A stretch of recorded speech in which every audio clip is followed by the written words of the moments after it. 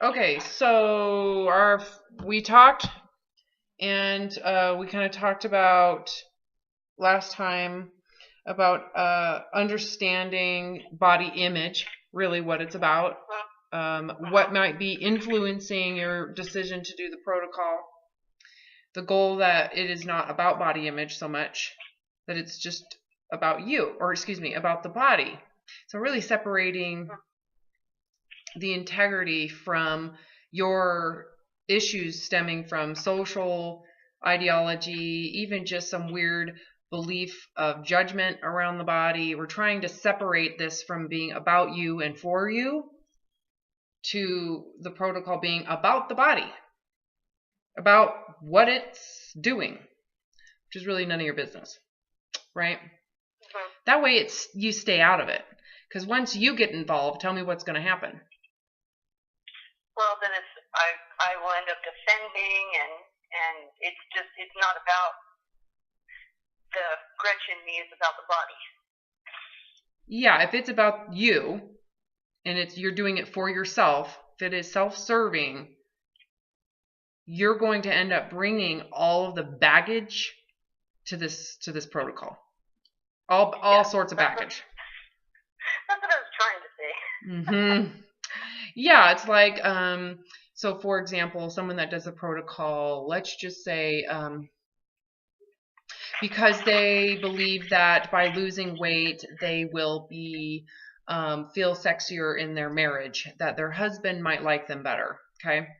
That's something I see commonly. Well, unfortunately, a lot of people who are doing this protocol for the hope of some type of positive reinforcement in some other person, it puts them in a place of total and complete resentment and feeling expectations. They start to have expectations not only around how the other people perceive their body, but how they feel about having to literally starve themselves from culture and reality to have to do it. So it puts you in a position immediately of feeling victimized by the body. But if we look at it from a distance, the only reason why someone would do this for that reason is because they feel a victim to their body in the first place. So that's just an example of like how people go into this protocol, making it self-serving the ego. Anyways, so the goal is that you don't come to this protocol having some self-serving goal, that it's the body needs to perform for you to make your life better. Makes sense? Okay, so that, in a nutshell, is what we were going over last session. And I talked about body image in particular and how we come to it and what is this for and blah, blah, blah. So you had said you rewatched that session and you got some out of it and you didn't. And then there was stuff you didn't get out of it. So go ahead and expand. Well, I watched it, listened to it again. What really, really struck me was the specialness part. Right. In two ways. And I listened to some other audio videos. I'm special inherently, not because of my body, but because of me.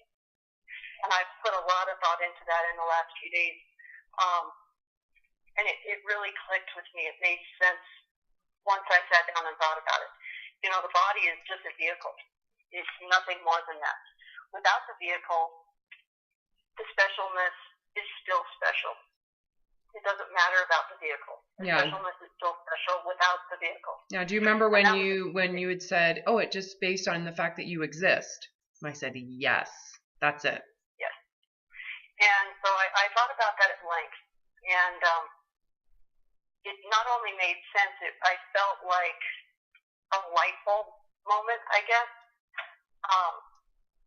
because the things that I value about me, about who I am, are not associated with my body. Mm-hmm. And so that was really powerful to me. And then I went back and, I probably watched 6 other audios, and I realized that, I'm trying to make my body behave out of a sense of inadequacy. Mm-hmm. And that's not, I would never do that to another person. and I would never judge another person like that. And so it really got me to thinking about why I'm judging my body like that. Yeah. It's cruel, isn't it? And it was like, whoa. Yeah, and I was like, that is just so not right. That is wrong, period. Morally undefensible, and it's not how I am. And so it was like, okay, body, you do yours, and I'll do mine, kind of a thing, you know? And it's made it, I mean, it's only been a few days, but I feel a lot lighter. Yeah, mentally and emotionally. Yeah. Yeah, that's wonderful. Yeah. So, you know what? So I felt like it was very positive. Awesome. I find that many people believe that they will get that feeling of relief. You're describing a sense of relief. Like would you say it's like relaxation? Yes. Like I can breathe. I don't feel the pressure. I don't feel so conflicted. I don't feel like I'm hyperventilating. You know, the pressure is gone. So you should feel more relaxed. I am. And I was laying there thinking late into the night last night, and I was thinking about, this feeling that I have right now is what I always thought being skinny would give me. You were just you finished what my point was when I first started this sentence. You just finished it. Like people believe that when they reach this goal, when they acquire this job, when they get a bigger house, when they do this to their hair, when they get, they think they're going to get this freedom, this sense of I can relax. That's a brain enzyme response. That's a biological response happening in your brain just by changing your perception of yourself and your worth. Isn't that amazing that your brain responds to these things? So if you are thinking terribly about yourself in relation to, because of the condition of your body relative to the ideal, how do you think that's impacting your biology? Especially when you're eating food. Profoundly. Right? Profoundly. I know. And it's not based on some substance or a pill. It's based on a belief, a thought. It's actually stemming from a belief about my worth is only valid if I am thinner. Thinner equates. So you at some point in your life gave thinnerness the power of your self-worth. So it wasn't really self-worth anymore. It was thin people worth. And so if you don't have thinness, what do you think happens to the worth? There is none. You have none. And if you believe it, you're left to feel that you are, then you're triggering some of that hiding response to the survival mechanism, that fight or flight we talked about. You're going into flight because you don't feel good enough. Right. The confidence level goes down. Someone that feels confident and is in failure is going to fight. Someone that is feeling ashamed and guilty and bad about themselves and feeling like I just can't do this are going to go into hiding. Right? Mm-hmm. It's amazing, don't you agree, when you step outside of it and look from a distance, how dumb this is. It's crazy. Yes, it is. I know. Yeah. That's why I use that foot binding comparison. So you can see this is nuts. So it really is. It really, really is. So with the relief of this, by the way, with the relief of that, then if you're a good physical candidate for the HCG protocol done as a medical process, if you don't have those same sense of I'm a piece of shit, worthless, notice how what does that change, and what does that change to your desire to lose weight on the protocol? What does that do? It doesn't really matter. Well, it depressurizes it. Yeah, it depressurizes the need to lose weight. So it's, again, it's taking you out of the protocol. This isn't about you. You know, if you need to be in a thinner body, now it's about you. And the body's performing for your ego and your survival. You know, our goal is to get your survival completely detached from body image. And on top of that, our goal is to get your survival safe from dieting, which is attacking that the most foundational point of life and death, which is food. The only reason your food is under attack is because of what? Well, I have bought into the fact, well, not anymore, the concept that if I'm not thin, I have no value, the pack doesn't want me, which is all null and void because it's totally bullshit. Sorry, people. Well, they may think that way, but you no longer want to be included in that tribe if that's how they're going to be, and you're not willing. Exactly. You're not willing to hurt yourself for that approval. You'd rather be at the low end of the totem pole, if not the bottom. Oh, you know what I mean? Fine with me. Right? Me too. Me too. I'll be a Placostomus any day. I know. I don't need to be a beta. Because then you get to just sit back and watch them compete while you progress and grow and explore your life, right? Like you have the freedom to do whatever you want when you say, I'm a failure. You guys can win. Yeah. I now have total and complete autonomy. And I'm authentic now. Because I'm not taking my authenticity, shoving it aside so that I can be promoted based on some superficial conditions around proving myself above others or proving myself that I'm not below others, both directions, right? Right. So when I've just been taken out of the equation 100%. Just I'm playing by a totally different set of rules and games. Yeah, basically what you're doing is you're saying my third hierarchy of need, my need to feel lovable is no longer someone else's job to validate. I'm going to do it for myself. I'm going to feel lovable myself, and I'm going to validate it for myself. Therefore, everybody else is now free from me having to get their approval. They're free, and I'm free. Because it's kind of a not a cool thing to make someone else in charge of your worth. That's just wrong when you think about it. It's kind of mean. Yes. No one. Because they're never going to measure up to what I think I'm supposed to. You got it. Deserve. Yes, and they got to know when you need it, how you need it, at what degree, at what length, when you're feeling insecure. They need to know everything. And how is any human being, including your mother, your father, your siblings, your best friends, your husband, your kids, how are they supposed to know when those feelings come in? When you need to feel secure with yourself. They don't, you know? Yeah. So it's kind of selfish to make demands, even in the culture, to say, please approve of me. I'll do whatever you say. They'll never give you the response you want because they're making money off of it. You'll go back and they're going to go, oh, you know, maybe you need to liposuction your sides and let's get you some Juvederm. Like, you're not finished yet. We have more to sell you.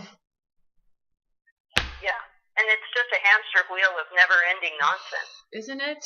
And it's not only that, but there's all the nutraceuticals and all of that fear-mongering coming from the medical community saying, oh my God, you need to take this supplement and this supplement because you're going to die.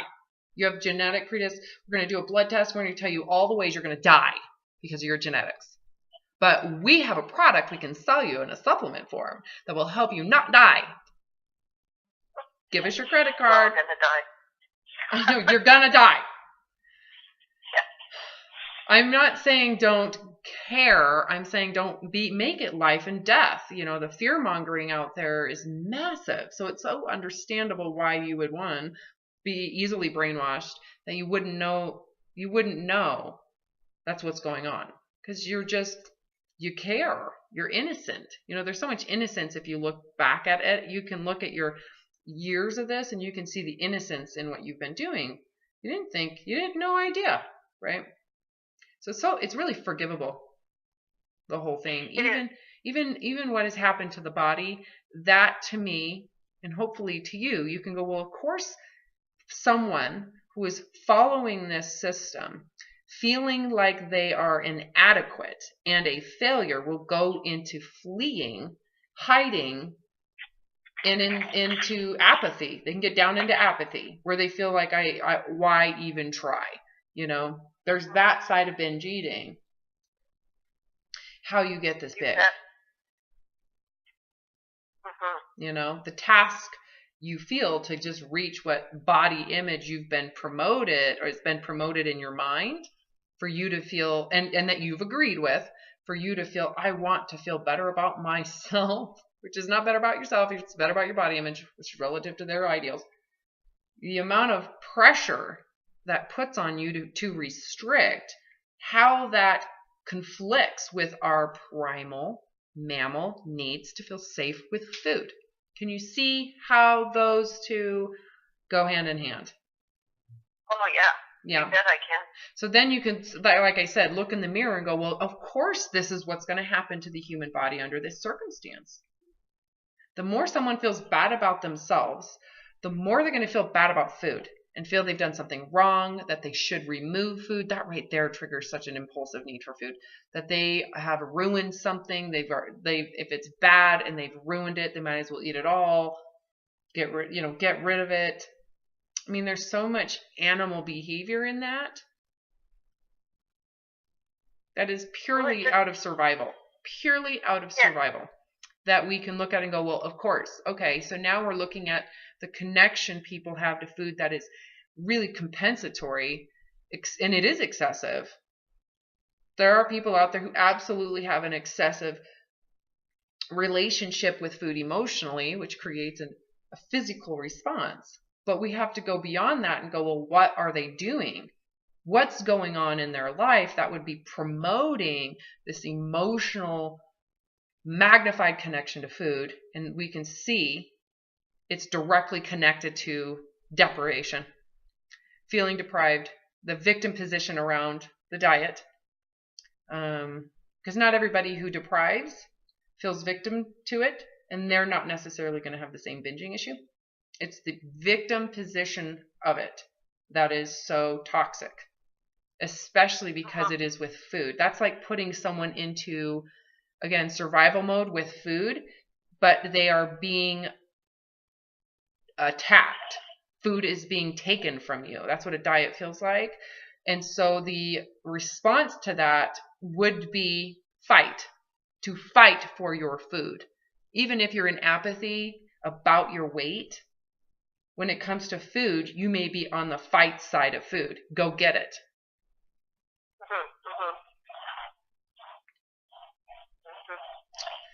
Does that make any sense to you when you observe your own food behavior? Yes. Yeah, why you're fighting to eat something that is directly conflicting with what you're trying to fix with the body.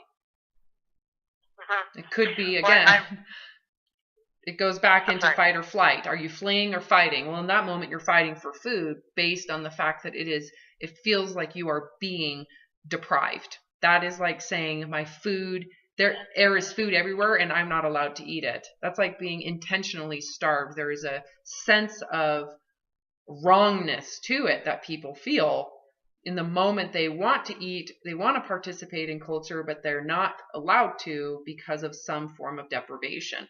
Whether it's a literal rule of a diet that they're following, or they might not be following a diet, but the idea that they should not be eating, the guilt of eating, even if they're not currently literally depriving. Did you understand that? I did.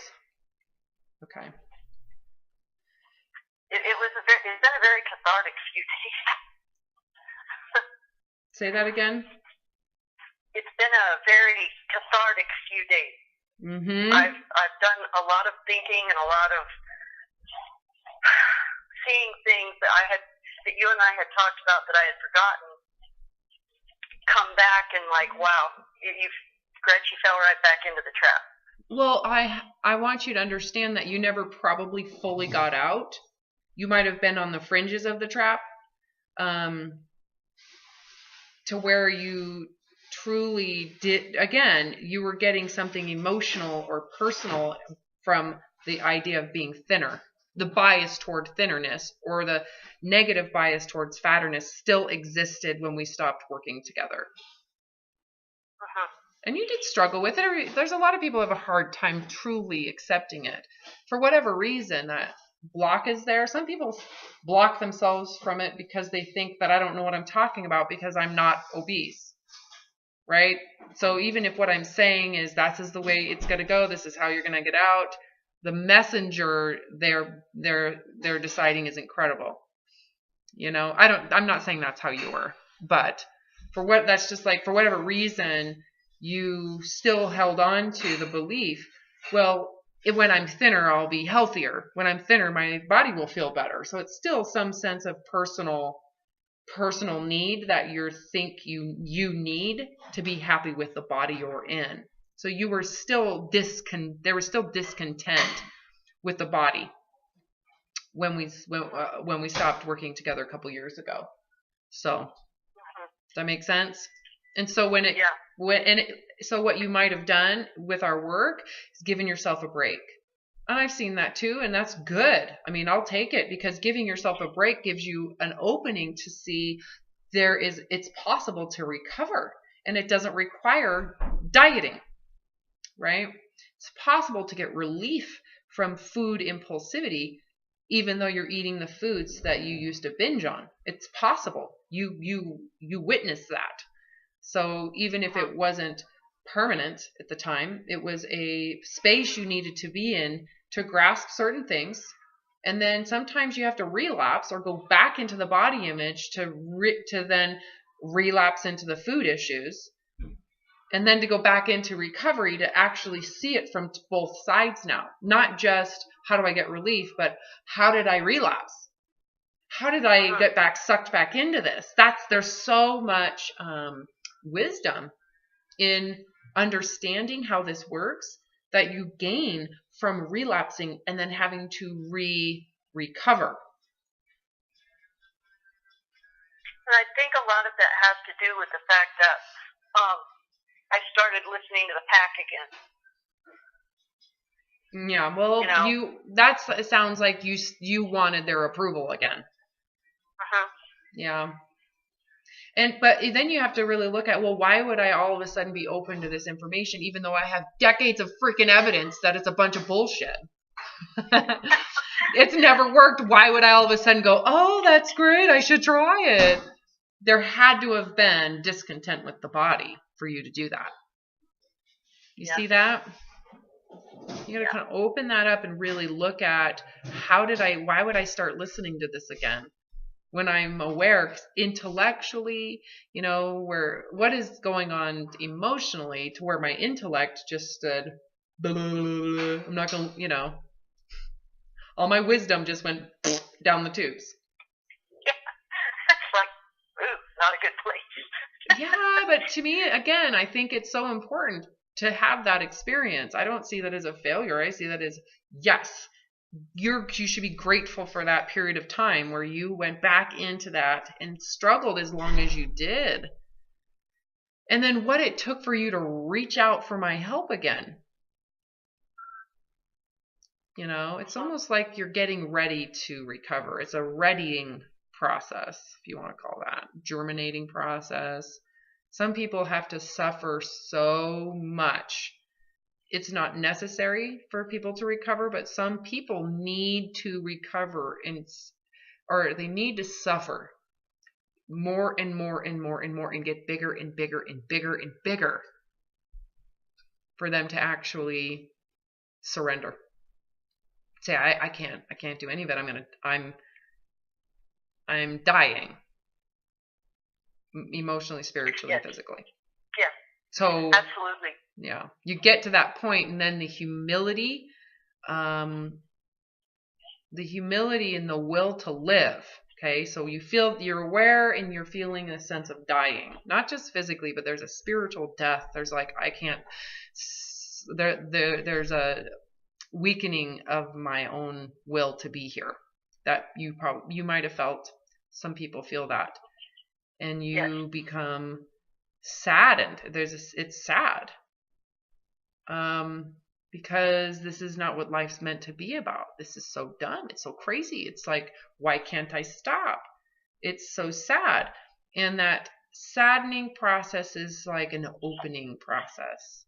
It's like the ego, it's like you willing to admit failure, willing to go into humility. Having humility is very important when it comes to recovery. And so you may have lost the humility you had last time. You may have, yearned for the thin body image, like I want smaller feet, like all the smaller feet people with foot binding. You're yearning for that again. And then all of a sudden, all of the sales of we can help you. We're going to help you bind your body with our diets. Our diet is special. It'll make you special. That part is the disease. All of a sudden, you start dieting again, you combine that with body image again, and you're back in the syndrome. So, forgive yourself. Understand, like, this process is going to occur as it should, as it will, and there's no amount of me creating expectations that's going to make it better than it really is. So I find it very valuable when people have a relapse. Not for me, but valuable for them. Right. And that makes sense. Yeah. That makes tremendous sense. Mm-hmm. In your own suffering. That's where you're in your own suffering is when you become more malleable and more open-minded. Takes suffering sometimes to get there, to be there, and to look at it and look at what you thought was painful. Being this weight forever. You thought that was painful enough that you were willing to go back into the cage, right? The dieting and deprivation. Is it really as painful as you thought? No, but it was not easy. Does that make sense? The body image. Accepting the body image. Yes. It was painful. I don't know how to explain it. I'm sorry, I don't have the words. Yes, it was painful. Yes, it was difficult. But at the same time, it was also incredibly easy once I just kind of stopped. Right? Stopped. It's so easy. That's the craziest part about this. It is so easy. It's just painful surrendering to what you thought was so bad. When you look at the physical part of the body that you're in, physicality of it, compare it to the emotional drama and that dark place between the shame about the body, the pressure to be on a diet, the perfecting of the diet, the feeling of shame because you can't do the diet, the binging, then the reoccurring shame around trying to fix the diet because you need to go back on track and you need to lose weight again. I mean, compare that life to the reality of the body you're in right now. Which one's worse? Well, I'm much happier with the body I have now. That's for darn sure. Right? Oh. And look also at, is being thinner that amazing to where it's worth all that? Is it really amazing? Like, what is worth that type of suffering? Nothing. So there's this grandiose fantasy that makes it seem worth it, right? That fantasy is just... It's fantasy. It's like being on, I've never been a drug user, but I imagine it would be what being like a heroin junkie would be like, or alcoholic. The thinness, yes. Take another hit and it'll be okay. Take another hit and it'll be okay. But you'll reach the freedom. That's the freedom that you feel right now. You'll reach that freedom. You can be yourself. It's like you'll have grace to just be a real human being when you're thinner. Yes. Life is easier. You'll be happier. You'll be more friendly.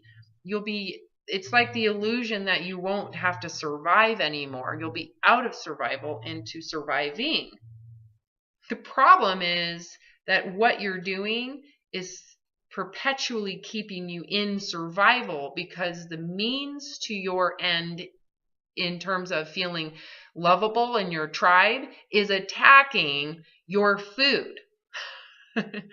You will never escape, ever, until you stop using thin supremacy and you stop attacking your food.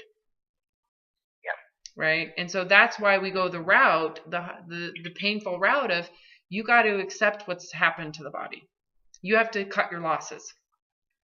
There's physical damage, right? You have to cut your losses. If you want freedom, which is surviving, if you want to get into it is occurring versus I'm trying to make it happen, you're going to have to stop threatening your food. My God, but then I'm going to overeat. No, that only happens when your food's under threat. So that's why you've been doing that. So we stop threatening your food. You know from past experience what happens when we stop threatening food. It's fine. I know. You stop binging. It's like, and it's instant.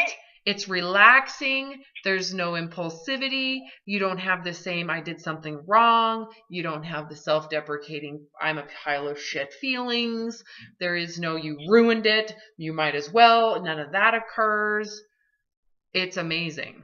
It is incredibly relieving. It's shocking for most of my binge eating clients. They are shocked at how easy it is and how quickly it naturally goes away without effort. Effortless. You might have to stop and go, hold on, I don't need to finish this. You might have a little bit of effort in going, hold on, okay, I can relax, right? But other than that, the food stuff just poof, disappears as quickly as your beliefs about body image disappear. Okay, a lot of times people will hear intellectually the body image connection to all this. They'll hear it and go, yes, this makes sense. Holy shit, I wouldn't feel bad if I didn't believe this. Oh my God. And they wonder why they still have food problems. Well, it's because intellectually understanding it is very different than emotionally accepting it. That is painful. Emotional acceptance is painful. Intellectual understanding is exciting and relieving. Yes. Right?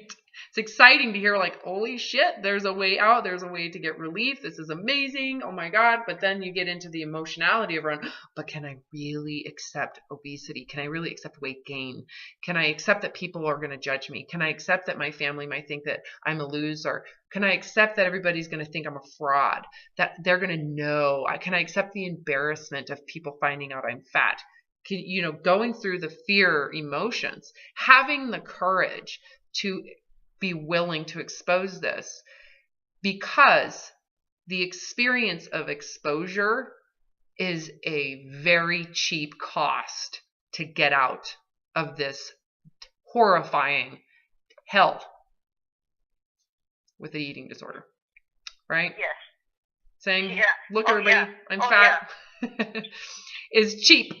It is such a tiny cost, a momentary feeling of exposure. So not only does this require humility to realize that what you've been doing, what you've committed to, what you've been believing, what you've been talking about, what you've devoted your life to has failed. It's a terrible, horrible decision. It was horrible. There was nothing beneficial about it. You wouldn't teach it. You wouldn't talk about it. You would never do this again, even though you praised it, worshiped it, wanted it so bad, right? You can look at reality and say, this has caused nothing but pain, heartache, and destruction to the body I'm in. And it's created destruction to the relationship I have with food. And it's destroyed my sense of being. Like, you may not have a sense of who you are underneath all of this. A lot of people don't. So it's destroyed any sense of authenticity. So the humility part to admit that and accept it without going into more and more shame and self-pity and apathy, right? And hopelessness. That's what people do.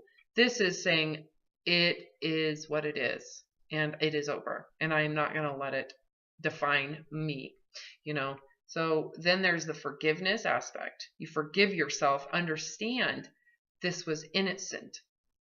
you didn't know what you were doing. You didn't know this was destructive. You didn't know that the percentage of people who actually get to that thin mirage is like very, very tiny amounts. And when they do, they have mental health problems. You didn't know that. Yeah, I didn't. I was listening to one of the other audios, and it just, I mean, you were talking to a lady about this, and she was talking about her friend who had become thin, and she weighed all her food, and she did all this and did all that. The poor lady was like, I don't want to live like that. And the friend's like, well, you're just crazy. And you had commented, no, the friend is crazy. She just she's doesn't bought into this. Yeah, and she thinks that that's what she's supposed to be doing with her life. She thinks the effort is getting her somewhere. It's like not getting her anywhere. It's an illusion. It's a mirage. Nothing's happening. Yes. There's no gift she's giving to anybody. She's really not getting anything but some type of illusion of self-centeredism. No one really gives a shit about her.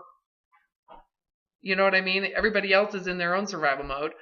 So it's all an illusion of getting something accomplished. You're really not. You know?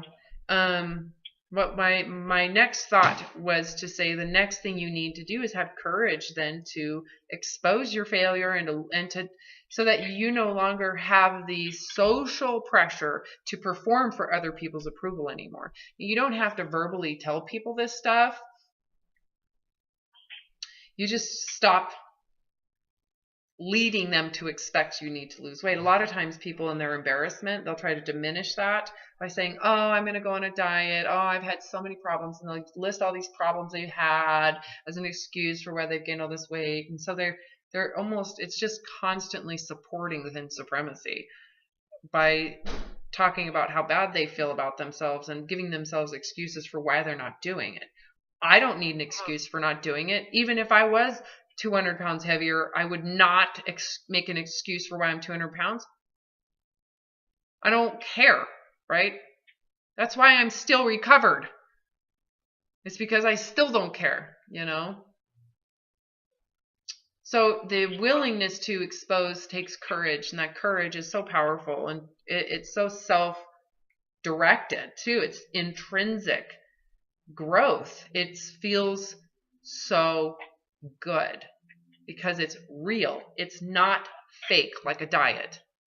Diets are fake. That's not real. That's not your real body stuff. Your authentic body you would have to stop dieting to get to an authentic body. If you're thinner by dieting, it's fake. That's why it feels so, people get so afraid that if they stop dieting, they'll be exposed as a fraud. But it's because it is. You're a fraud. It's not real. You're pretending to be a thin supremacist like you're all special in your thinness when you're really not. You're anorexic. You know what I mean? So by willing to tell the truth, it is incredibly invigorating to the soul. It's like breathing air into your soul again, because you no longer are living in fear of being exposed based on body image, which if you think about it, that was a lie to even present yourself as a form of body image. That's lying. That's not who you are. It's just flesh. Like if you cut off your finger, does that mean that you're a fingerless soul? How does that change? What do you have, a little bit less soul? You know? Anyways. So ridiculous. So tell me, Gretchen, what was the hard part for you? Where did you have the struggle? Where did you struggle with the conversation, with our last session? Well, first my struggle was with, I have no idea how to do what you're asking me to do. I'm looking at my notes.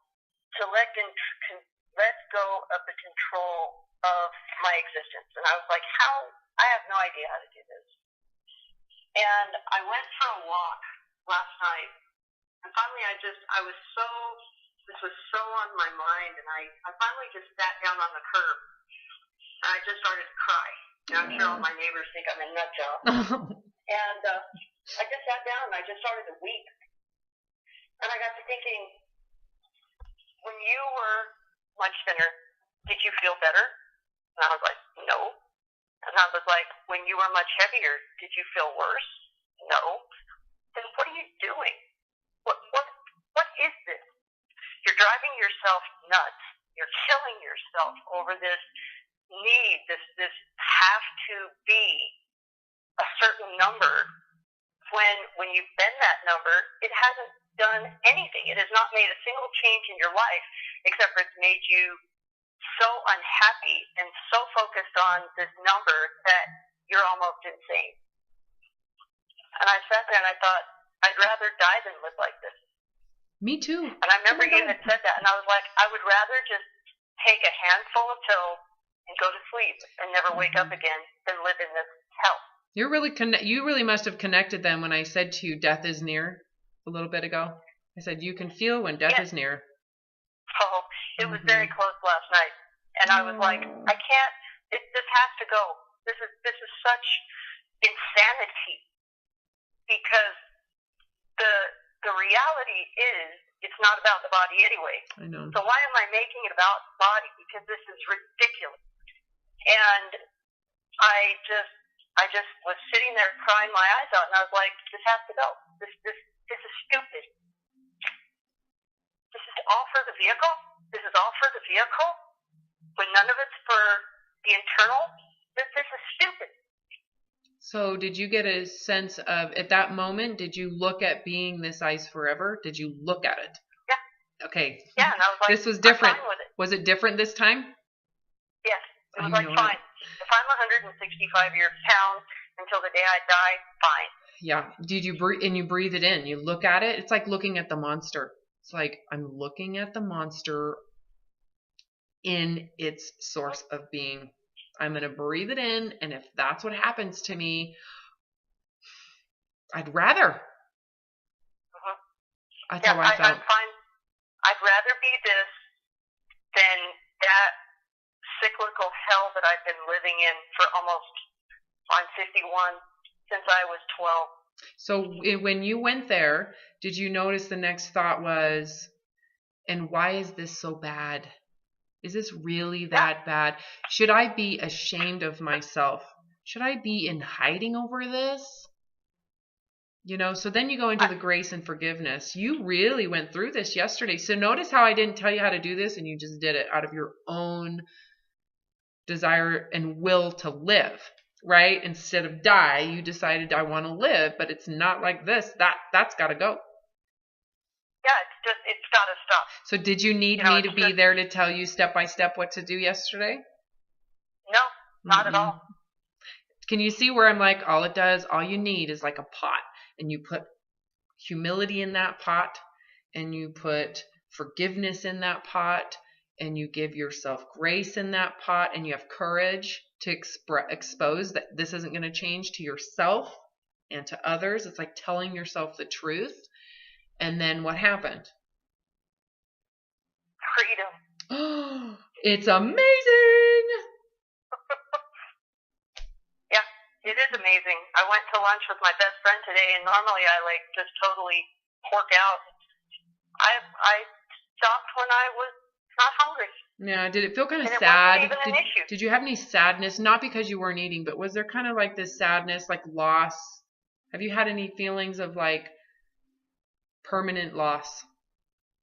No. Yeah, what I did. I did.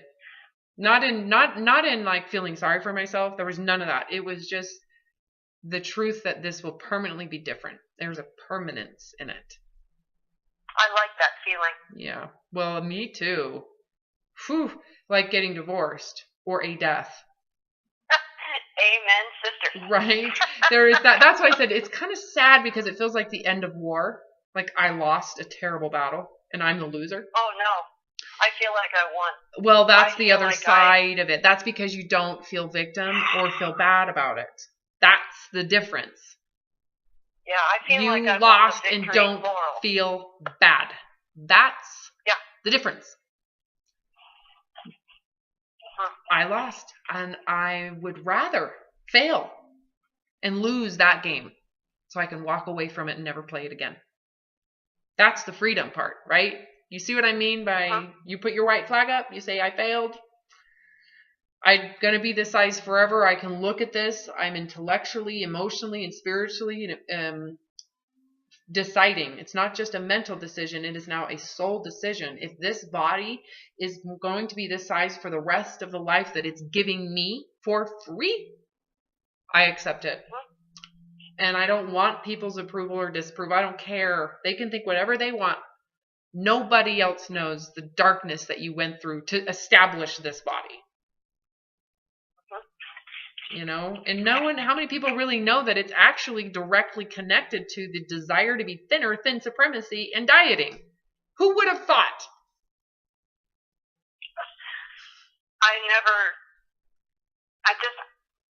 I don't know if I knew this the last time we worked together, but it's different this time. Yeah. I'm telling you, it's the addition of that humility, and it's the addition of that, you know, willingness to look at it wholeheartedly, not just kind of with one eye.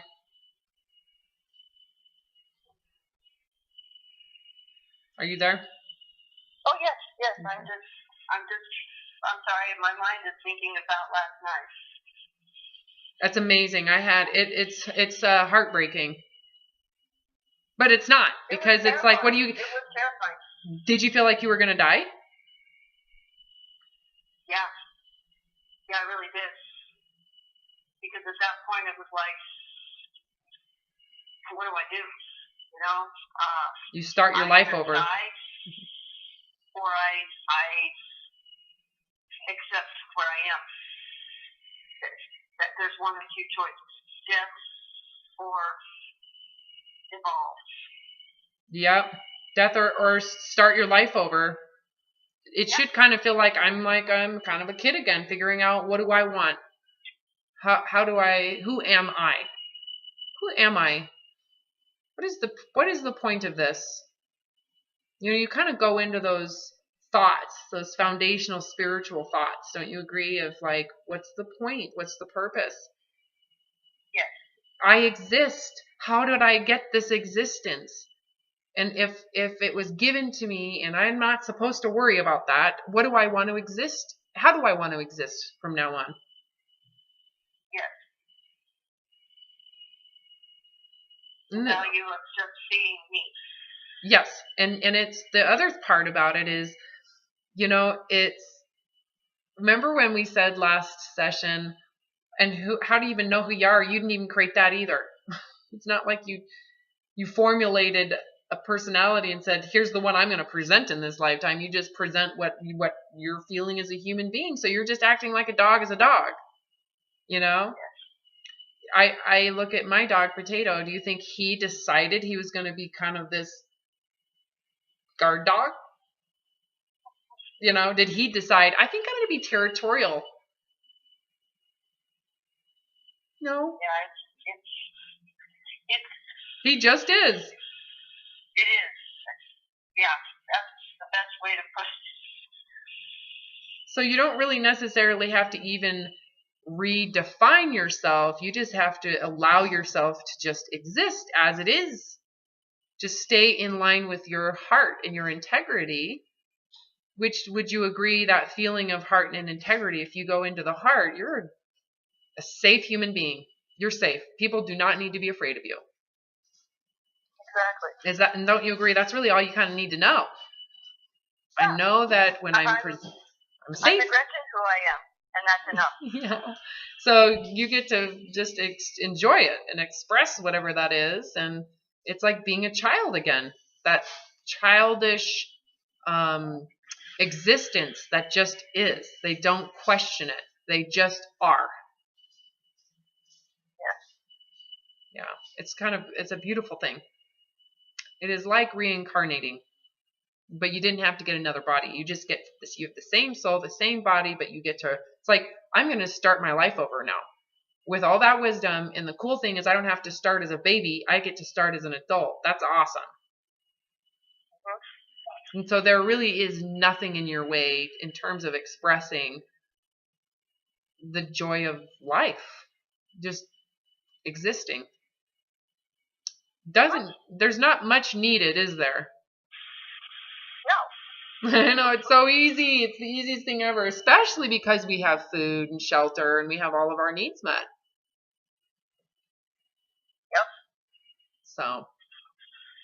So dang awesome. Yes, ma'am. So what I'm thinking what needs to happen right now is you need to stay in this space and continue with these thoughts. You'll notice that the more you solidify this, instead of hearing me say it and going, oh, that makes sense. No, when you solidify it, it is so powerful because it's yours. It's not mine and not telling you what to do. It's a real feeling within yourself that is coming from the heart, not the brainwashing. And it's willfully willing to be, passing through fear. You pass through. It's like passing through these gates to get out of the animal aspect of being, going into the spiritual aspect of being in life. I don't know what else to call it. You just need to continue to pass through those feelings. They come, you allow them to be, and you let them go. Am I making any sense right now? Oh, yeah. Okay. Because if I'm not, I need to know. No, you're fine. So your food stuff, this is a really important time for you. I don't know if you can feel that in relation to food.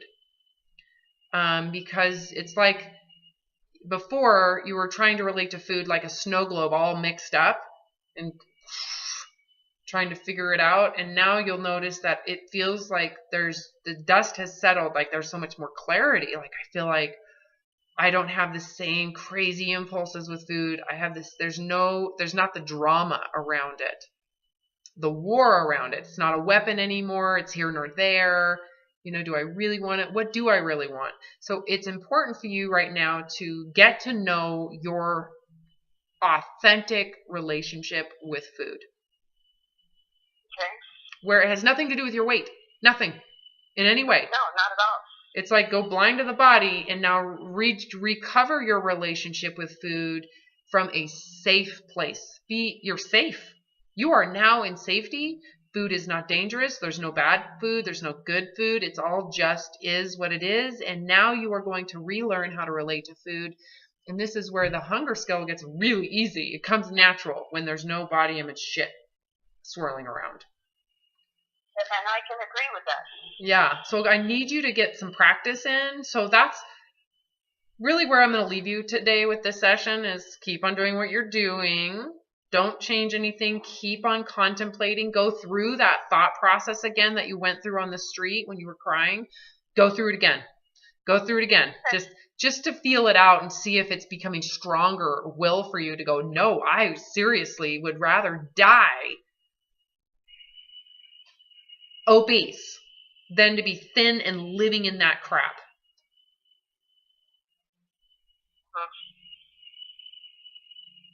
So then you surrender. So that's what I would do over and over again until it's like, oh yeah, easy. No shit, no duh. That's no clearly given the option. Being overweight is easy. It's not a big deal. It is. I know. In relation to what you've been doing, it is easy. Because you just allow it. How hard is that? I never would have thought surrendering something like that would be on the backside of it so easy. Well, that's because you suffered so bad, right? It took a lot of suffering for you to see clearly. Yes, it did. I know. But I'm grateful for every instant. Right? Because it just makes the backside that much more solidified. And clear and obvious. It's like so like poof. The battered wife leaves the house. That's what just happened. I'm getting my stuff and I'm out of here. So anybody could say, oh my God, but we have a cleanse. Oh my God, but we've got this extra special shake. You should, oh my God. And you're going to go, no, see you later. Bye. I'm out of here. Yeah, right? Gotta go. Oh, thanks, but no thanks. I'd rather just keep it. Yeah. I'm chill. How's that feel? Amazing. I know, it's so amazing, isn't it? So liberating. It should just feel like your whole entire throat, your whole body is expanding spiritually. And how do you feel about your body? How do you feel? How do you relate to the body right now? I want to take care of it, of course, because it's my vehicle, but I'm not going to obsess about it. Okay, let me see if I can. I'm going to eat. When I'm thirsty, yeah. I'm going to How drink. do you I'm feel? not going to go, oh, look at that fat belly. Oh, look at that. Look at that. Forget that, man. I got too much other stuff to do. Okay, so how do you feel about your body? I love it. I knew it. That was the answer. I knew it was coming. I love it. Oh my God, it's amazing. It's beautiful. It's just, I can't even believe that I beat the shit out of it and hated it for decades. Poor thing. Poor body. Don't you just love it? It's like, oh my God, I love it. And I will protect it from other, not in a, I have to do stuff to make sure it works. It doesn't need you. Let it do its own thing. It's going to be way better without you getting involved. Yes. You just have to appreciate it for everything it's done, to include every ounce of fat that it has put on your body to keep you alive. Mm-hmm.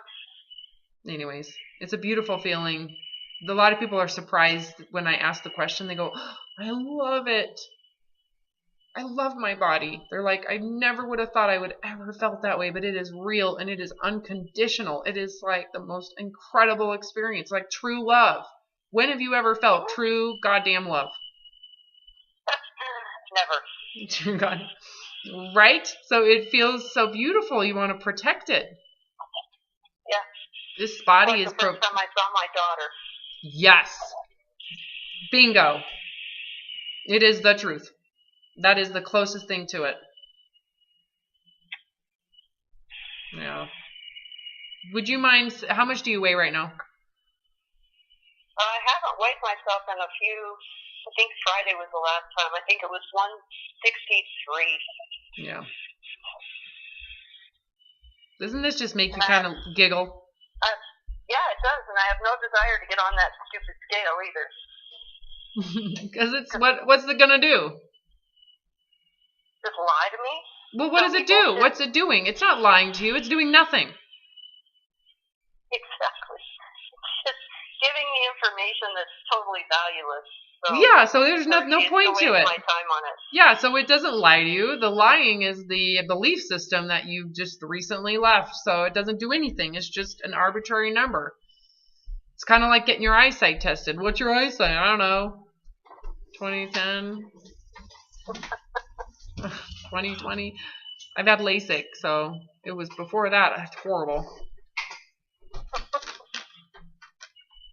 Okay, my dear. Let's get you scheduled to follow up.